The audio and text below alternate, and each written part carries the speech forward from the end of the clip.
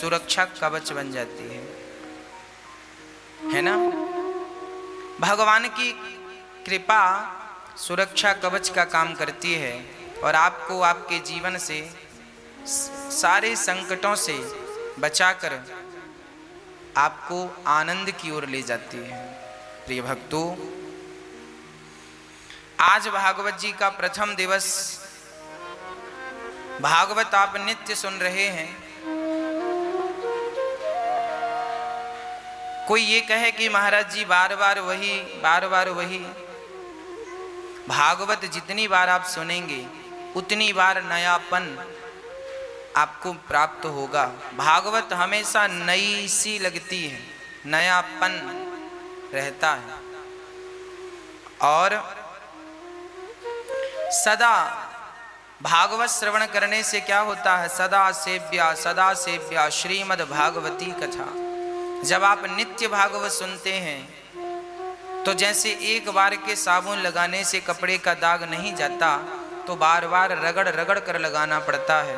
उसी तरह जब हम रोज नित्य भगवान की कथाएं श्रवण करते हैं तो कथाओं को श्रवण करने से हमारे जो मन में जन्म जन्म के पापों के दाग लगे थे वो इस कथा के साबुन से, सत्संग के साबुन से, सत्संग के जल से साफ हो जाएगा और आपका मन एकदम निर्मल हो जाएगा।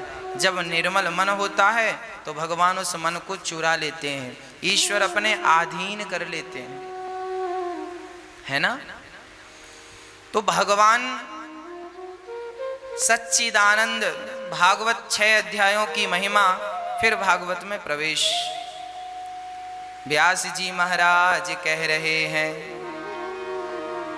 सच्चिदानंद रूपाय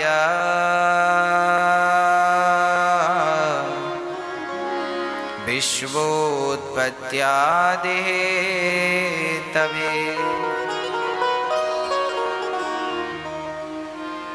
तापत्रय विनाशाय श्री कृष्णाय वयं नुमः। भगवान के स्वरूप के वर्णन से भागवत प्रारंभ होती है। अच्छा देखिए, भगवान सत्य स्वरूप हैं। भागवत जी में लिखा है भगवान सत्य हैं। ये संसार, मैं एक ही बात आपको बार बार इसलिए कहता हूँ क्योंकि शास्त्रों में एक ही बात बार बार कही गई है। जो बात विशेष होती है ना, जब पति बाजार जाता है तो पत्नी कहती है दाल चावल आटा घी शक्कर गुड़ सब लाना है, पर इनमें जो विशेष चीज होती है जो आज ही खत्म हो गई है, आपने लिखवाया कागज में गुड़ भी लेते आना, पर गुड़ अभी 2 दिन का है।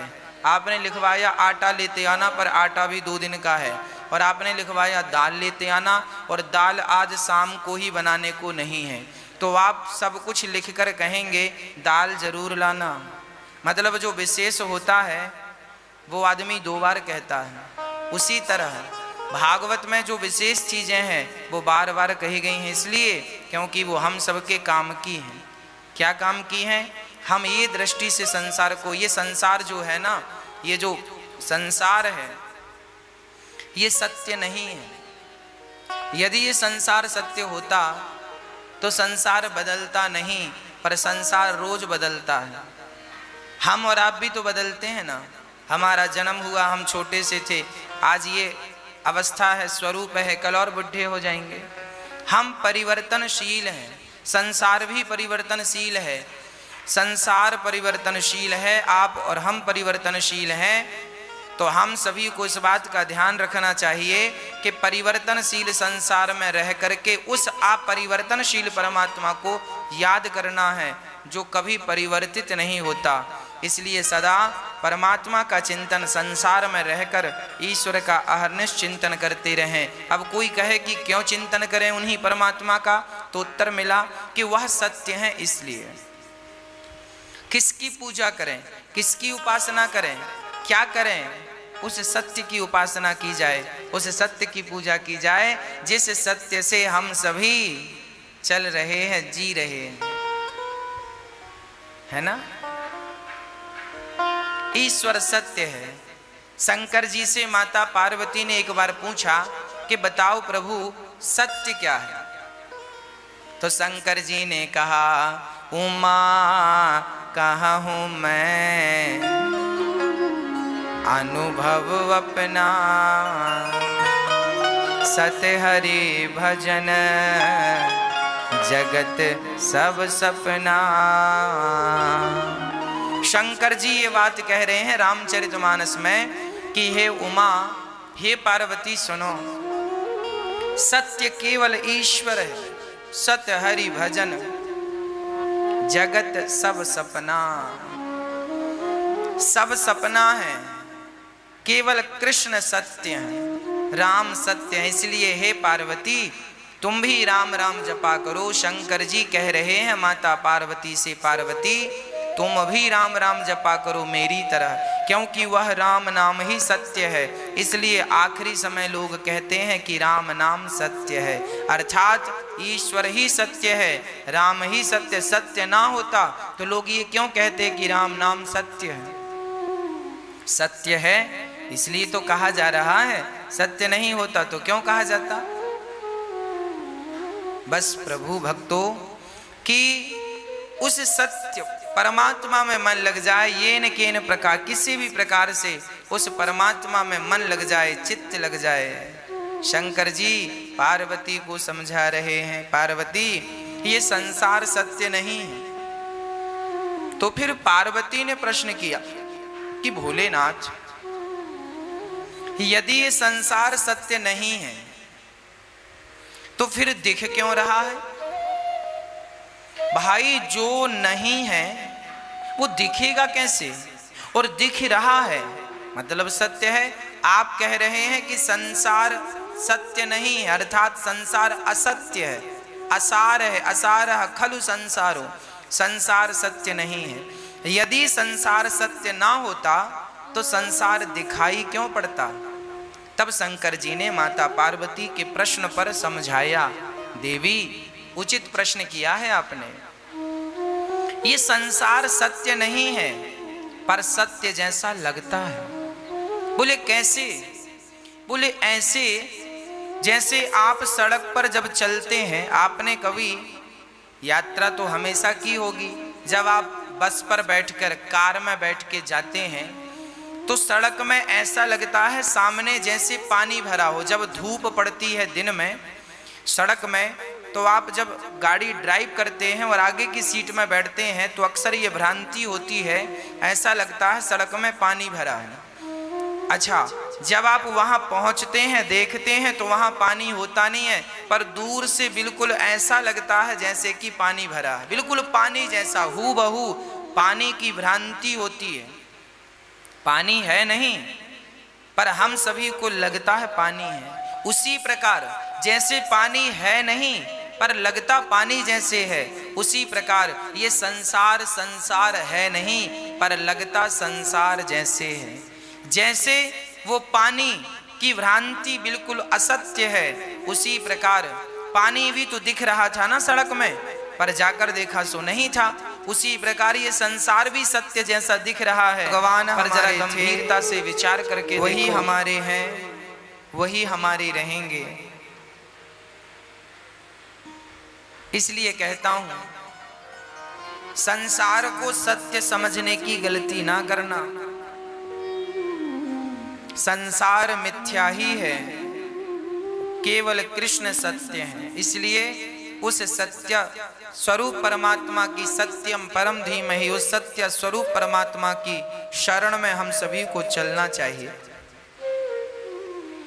भगवान चित स्वरूप हैं, अर्थात प्रकाश स्वरूप है। ईश्वर का प्रकाश ही है, इसलिए हम देख रहे हैं। हमारे भीतर जो देखने की शक्ति है, उस शक्ति के रूप में परमात्मा ही तो बैठा है। वो शक्ति चली जाए तो आंखें तो होंगी पर दिखेगा कुछ नहीं, शक्ति नहीं है ना।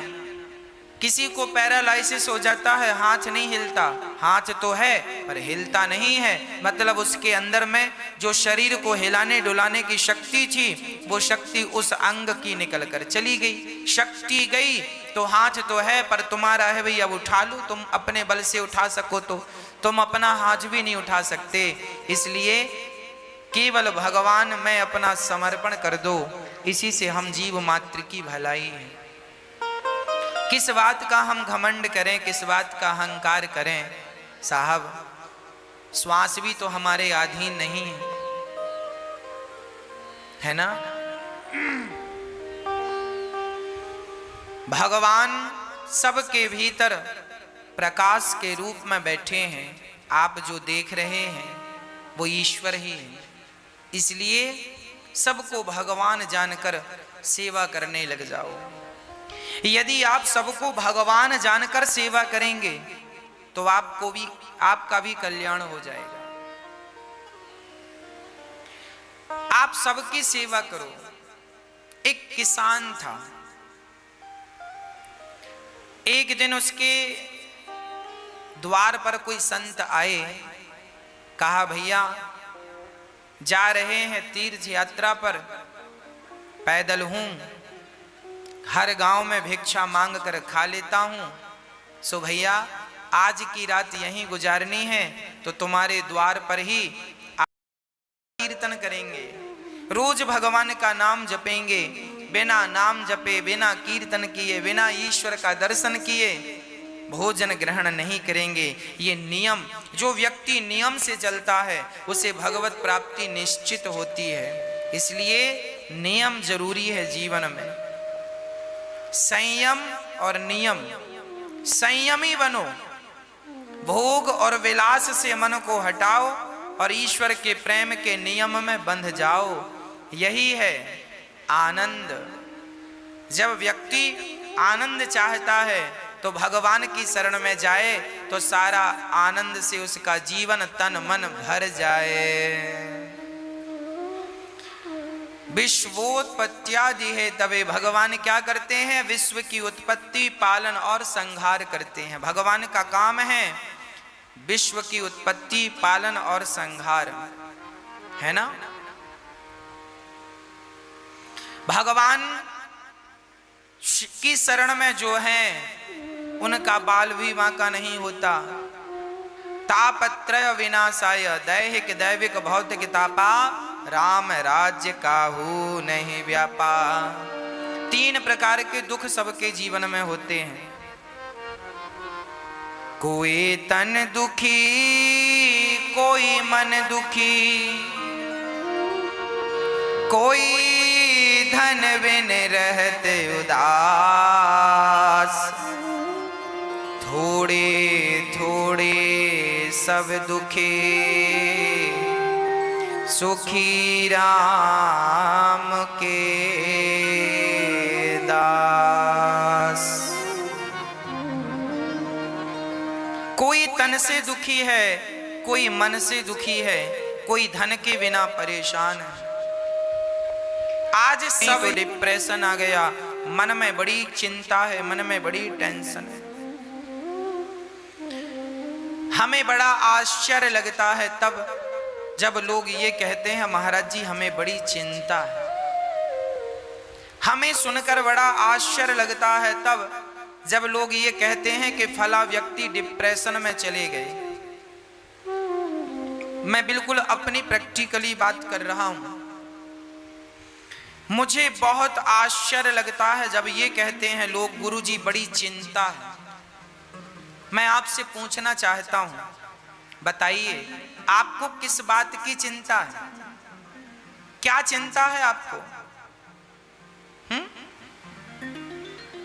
जो हो रहा है क्या वो तुम्हारी मर्जी से हो रहा है?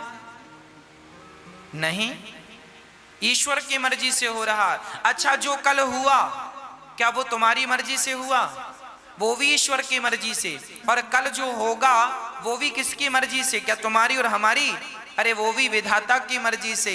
जब उसी की मर्जी का हो रहा था, उसी की मर्जी का हो रहा है और उसी की मर्जी का होना है, तो तुम किस बात की चिंता कर रहे हो भैया? क्यों दुबले हो रहे हो चिंता कर करके? क्या चिंता है? जो होना है वो होके रहेगा, चिंता मत करो, परमात्मा का चिंतन करो, नेगेटिविटी मिटा दो, नेगेटिव जो सोच है आपकी, नकारात्मकता है, समाप्त कर दो, सदा पॉजिटिव रहा करो, सकारात्मक रहा करो। हम चिंता क्यों करें? क्या हमारे सोचने से, हमारे चिंता करने से क्या कोई समाधान निकलता है? यदि निकलता है तो हम चिंता करें। जो व्यक्ति चिंता कर रहा है इसका अर्थ यही है कि उसे विधाता पर, भगवान पर भरोसा नहीं है। यदि भरोसा होता तो आप चिंता ना करते, आप चिंतन करते, हे नाथ होगा वही जो मेरे परमात्मा को, मेरे कृष्ण को मंजूर होगा। जो होना है होके रहेगा, तो आप समर्पण उनमें कर दो। क्यों चिंता कर रहे हो? सब बढ़िया होगा। आप तो केवल प्रसन्नता से ईश्वर का दर्शन करो, उनका नाम जपो, सब अच्छा होगा। होठों पे मुस्कान बनाए रखो। मैं आपसे निवेदन करूं, एक संकल्प हम सबको लेना चाहिए, सदा प्रसन्न रहने का संकल्प लेना चाहिए। सदा प्रसन्न रहो। सच्चिदानंद रूपाया, ईश्वर आनंद के स्वरूप हैं। एक बात बताओ, जो भक्त सदा मुस्कुराता रहता है, प्रसन्न रहता है, भगवान उस पर जल्दी प्रसन्न हो जाते हैं। एक मैया वृंदावन आई और ठाकुर जी लड्डू गोपाल जी खरीदने के लिए दुकान गई। तो लड्डू गोपाल जी की दुकान में जाकर दुकानदार से कहा, भैया वो वाले ठाकुर जी दो, वो वाले कृष्ण दो। दुकानदार ने कहा, वैसे ही तो ये हैं, इनको क्यों नहीं लेती हो मैया? तो मैया ने कहा, भैया वो वाले गोपाल जी की ना स्माइल ज्यादा है, वो ज्यादा मुस्कुरा रहे हैं, तो हमें वो अच्छे लग रहे हैं। आप भी मूर्तियां खरीदते हैं, आप भी जब गोपाल जी खरीदते हैं ना, तो एक बार उनकी मुस्कान पे जरूर नजर डालते हैं। जिन ठाकुर जी की मुस्कान ज्यादा होगी आप उन्हें ही पसंद करते हैं। जब भक्त को भगवान मुस्कुराता हुआ अच्छा लगता है तो भगवान भी कहते हैं कि मुझे भी मुस्कुराता हुआ भक्त बहुत अच्छा लगता है। जो सदा मुस्कुराता है वो ईश्वर की हर हाल में पूजा ही करता है। इसलिए डिप्रेशन, चिंता छोड़कर ईश्वर के भरोसे रहकर सदा मुस्कुराइए, सदा प्रसन्न रहिए, सदा आनंद में रहिए। ये वक्त भी गुजर जाएगा, ये दुख का वक्त भी गुजर जाएगा। बस ईश्वर का चिंतन और होठों पे सदा मुस्कान बनी रहे। सदा मुस्कुराते रहा करो, सदा हंसते रहा करो। ये हंसने मुस्कुराने का मौका अभी मिला है, हंस लो, मुस्कुरा लो। पता नहीं अगले जन्म में हमें विधाता ने कुत्ता बिल्ली की योनि दे दी तो कुत्ते बिल्ली की योनि में तो हंसा मुस्कुराया नहीं जा सकता। गधा और बंदर बना दिया तो मुस्कुराया और हंसा नहीं जा सकता। ना जाने कौन सी अगली योनि मिल जाए और हम हंसने और मुस्कुराने के लिए तरस जाएं। अभी अवसर है, अभी मुस्कुरा कर ईश्वर का धन्यवाद करो तो आपकी गति बिगड़ेगी नहीं। और आप अभी से बंदर का मुंह बना के बैठेंगे तो अगले जन्म में भगवान बंदर ही बनाएंगे। कई लोग ना हम देखते हैं हंसते ही नहीं, बैठे हैं बंदर का मुंह बना के। एक सज्जन, उनको 1 महीने में 2 लाख रुपए का फायदा हो गया। पड़ोसियों ने कहा, किसी ने कहा क्यों, आप तो बड़े प्रसन्न होंगे, आपको तो 2 लाख का फायदा हुआ। उन्होंने कहा, काहे की प्रसन्नता, हम तो बड़े दुखी हैं। बोले, काय बात का दुख है? बोले, हमारे पड़ोसी को 4 लाख का फायदा हो गया, हमें तो 2 का ही हुआ।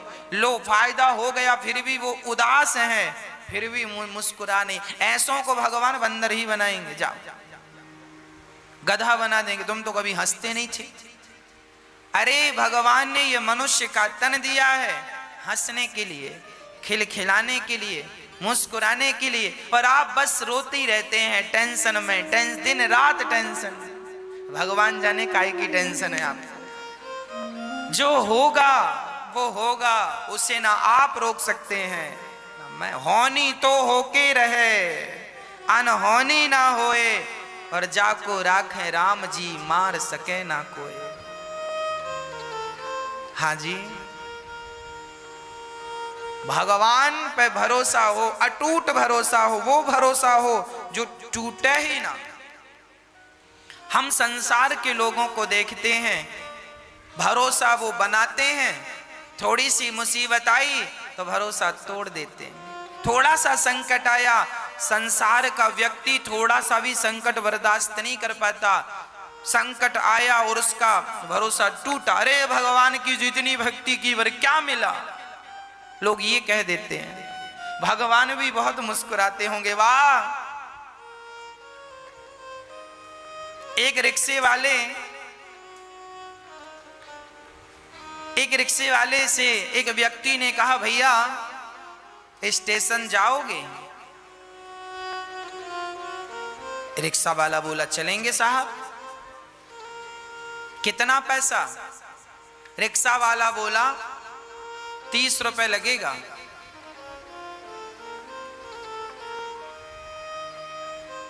तो वो व्यक्ति बोला, भैया मैं बुजुर्ग हूं और 4 कदम की दूरी पे स्टेशन है,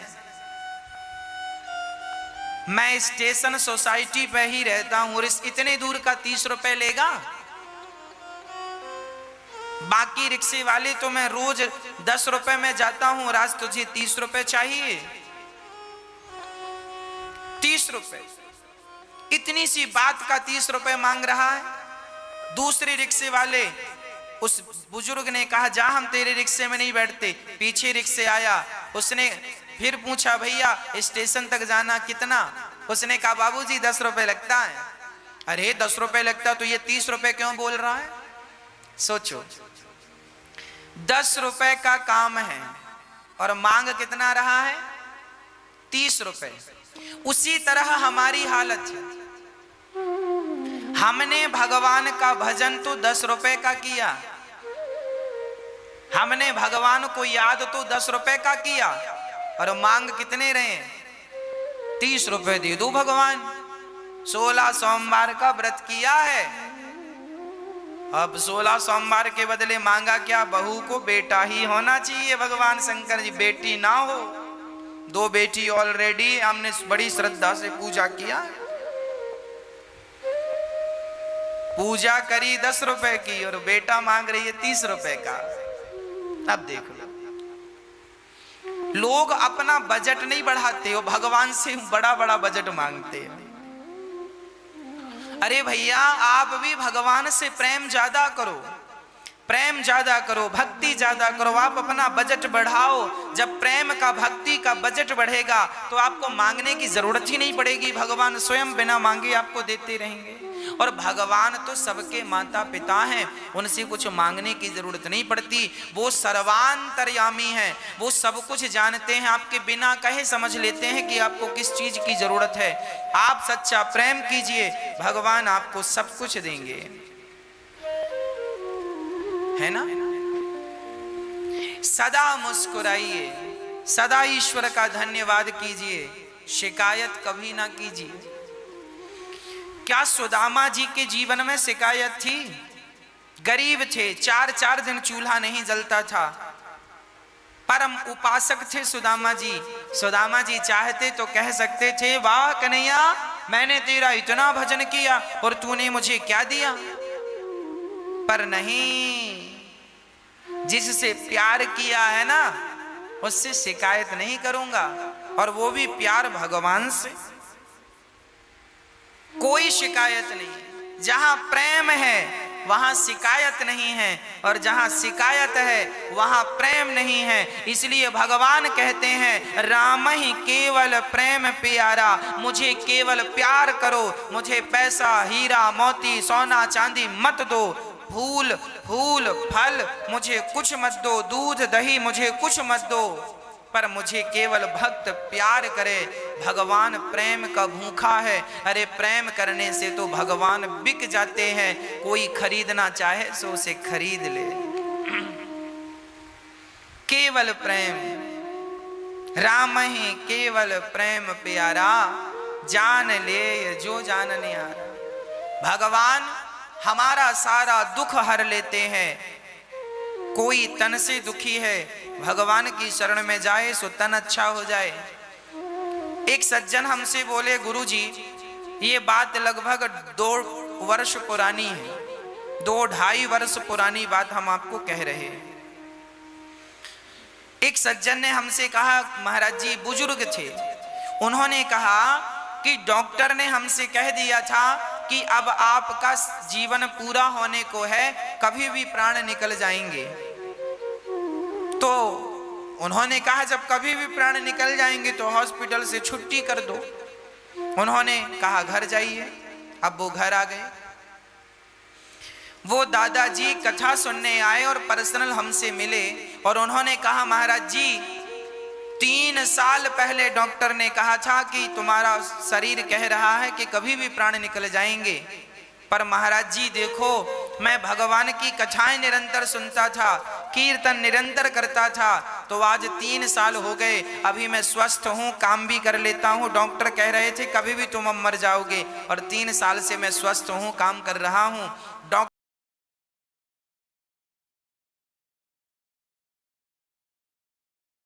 श्रेष्ठ है, इसलिए आप पूजनीय हैं, आप वंदनीय हैं, आपको हम वंदन करते हैं, आपका स्वागत करते हैं। सौनक आदि ऋषियों ने सूत जी से कहा, हमें यह बताओ कि हमें कृष्ण की प्राप्ति कैसे हो।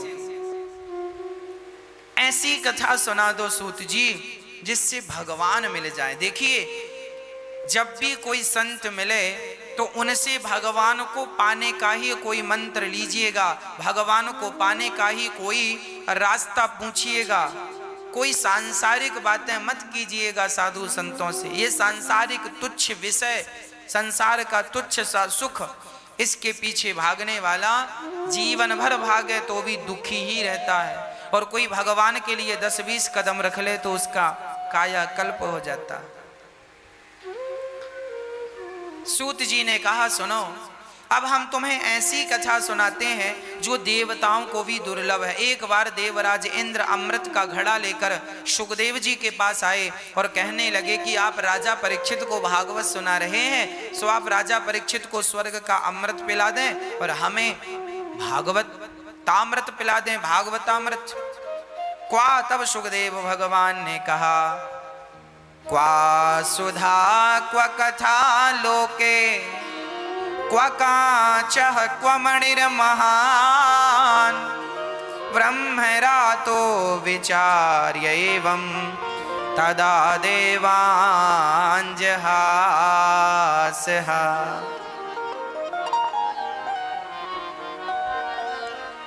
अच्छा इंद्र ने बड़े बहाने से कहा। अच्छा लोग ना बड़ा बहाना बना, कई बार ना कुछ काम बहाने से हो जाता। एक बार एक घर में ना पति पत्नी थे और उनके यहाँ अचानक एक मेहमान आ गए। मेहमान आ तो गए पर अब वो मेहमान जाने का नाम ही नहीं ले रहे। अब पति पत्नी बड़े परेशान। अरे राम राम राम, दिन भर खाता है, हम लोग 5-5 रोटी खाते, 10-10 खाता है और जाता ही नहीं। अब पति पत्नी ने विचार किया, अब कैसे कहें, मेहमान है, कैसे कहें कि जाओ, कहा भी तो नहीं जाता कि चले जाओ, कोई घर से कैसे भगाएगा। पत्नी पति दोनों ने विचार किया अब क्या करें। बोले एक काम करो, झगड़ा करते हैं नकली बहाना बनाने के लिए। तो ठीक है कल शुरू करते हैं। हाँ अब तो आज रात हो गई, कल की प्लानिंग हुई। उन्होंने सवेरे होते ही झगड़ा किया। पत्नी बोली, सुनो जी मैं जा रही हूं मायके, अब मैं भोजन नहीं बनाऊंगी, जब देखो डांटते रहते हो। पड़ोस वो मेहमान बाहर बैठे सुन रहे थे। अब पति भी डांटता हुआ, हाँ बड़ा मायके की धमकी, जाओ चली जाओ, क्या हम बनाकर खा नहीं सकते। अब वो उन्हें डांटे, वो उन्हें डांटे, वो झूठ मूठ का वो झूठ मूठ का पत्नी लगी रोने, जोर जोर से रोने लगी। मेहमान को लगा हे भगवान आज तो कुछ मिलेगा नहीं खाना पीना, तो मेहमान ने आवाज लगाई सुनो हम जा रहे हैं। मेहमान चले गए। तब तक पति बोला सुनो गए अब मत रो, अब काहे रो रही हो, हमने कोई जानबूझकर थोड़ी डांटा, हमने तो ऐसे ही डांटा, सच्ची का थोड़ी डांटा, झूठ का डांटा। तो पत्नी बोली हाँ हम भी सच्ची का थोड़ी रो रही हैं, हम तो झूठ का रो रही हैं। तब तक मेहमान आके बोला हम भी सच्ची के थोड़ी गए थे, हम भी झूठ की तो गए थे। तुम सच्ची का डांट नहीं रहे थे, तुम सच्ची का रो नहीं रही थी, तो हम भी सच्ची के नहीं गए, हमें पता था कि तुम बहाने कर रहे हो। मेहमान आए बोले चलो भूख लगी है बनाओ, अब वो लगी बनाने। कई बार काम बहाने से हो जाता है पर कई बार नहीं भी होता। तो ऐसा ही है